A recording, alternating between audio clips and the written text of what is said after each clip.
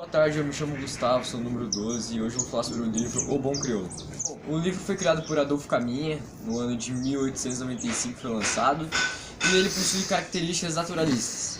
Por isso ele aborda muito tema sobre sexualidade, principalmente aquela proibida naquele tempo antigamente, que é entre dois homens, sobre aquela parte mais selvagem do homem, no qual o naturalismo ele roda a sociedade. O livro ele vai girar em torno de um protagonista chamado Amaro, que é um homem negro escravo, que estava infeliz com a vida dele e procurava liberdade. Com isso ele acabou fugindo da fazenda e se alistando para a marinha. Logo em seguida que ele se alista para a marinha, ele, pelo fato dele ter sofrido muitas coisas, ele ter trabalhado duro como escravo, ele era um dos melhores soldados da marinha. Ele também era muito bom, ele era muito bondoso, era muito gentil, e com isso ele conseguiu o apelido entre eles, O Bom Crioulo.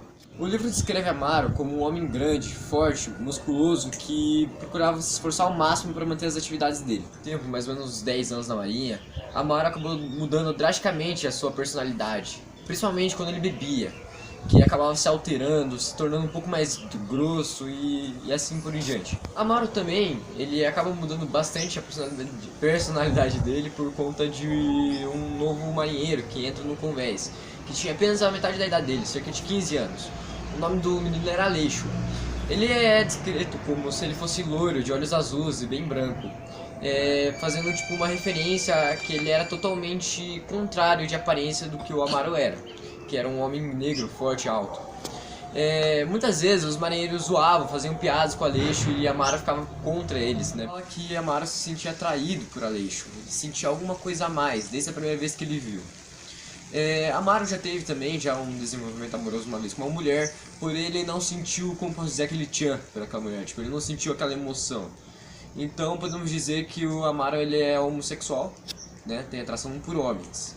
No livro mesmo fala que durante a história ele e o Aleixo se envolvem e ele não tinha aquele desejo normal sexual só de se satisfazer, ele tinha uns desejos meio fetiches, meio tarados assim. Ele preferia ficar visualizando, olhando o corpo de Aleixo em vez de... vocês sabem o que? Então, em uma viagem deles, eles vão pro Rio de Janeiro e acabam se instalando em uma pensão de Dona Carolina, que era nada mais nada menos que uma ex-prostituta que foi salva por Amaro de um assalto. E com isso eles vivem uma rotina meio cotidiana no café deles, até que a coisa que mais Amaro temia chegou. No caso, convocaram ele para outro barco, né, para outra viagem marinha, e isso acabou levando muito tempo dele, que nem ele só poderia voltar para casa novamente uma vez ao mês, então ele teria que se afastar de Aleixo. Com isso ele vai em viagens, né, eles se separam durante um mês.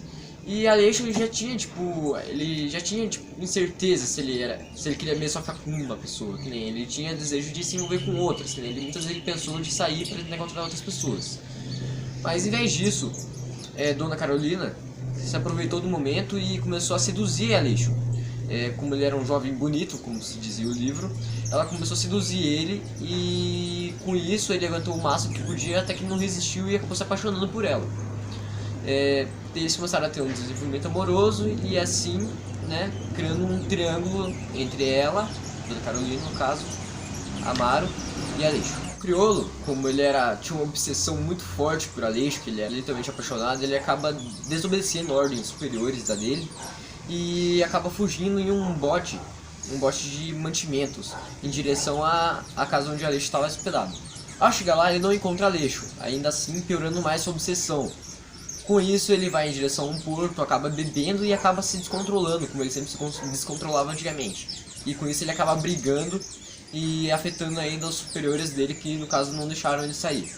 Após a briga, ele é enviado diretamente para o comandante do navio, no qual dá 150 chibatadas nele para penalizá-lo.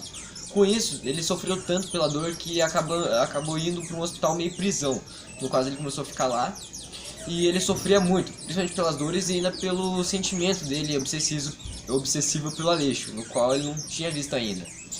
Morrendo de saudades ainda, ele manda uma carta para Aleixo, explicando o que aconteceu mais ou menos, que ele tá naquela condição, explicando que ele tá morrendo de saudade e pedindo para ele ver ele, porque assim ele poderia melhorar mais. Só que daí nisso, ele enviou a carta, só que quem encontra a carta primeiro, Dona Carolina, que no caso se desfaz a carta com medo de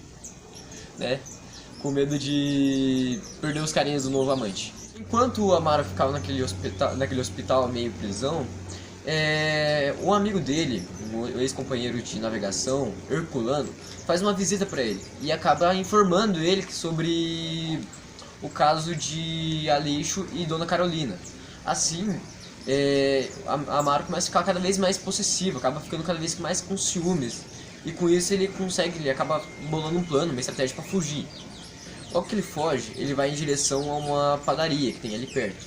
E com isso o dono da padaria afirma que literalmente Aleixo estava tendo um caso com Dona Carolina.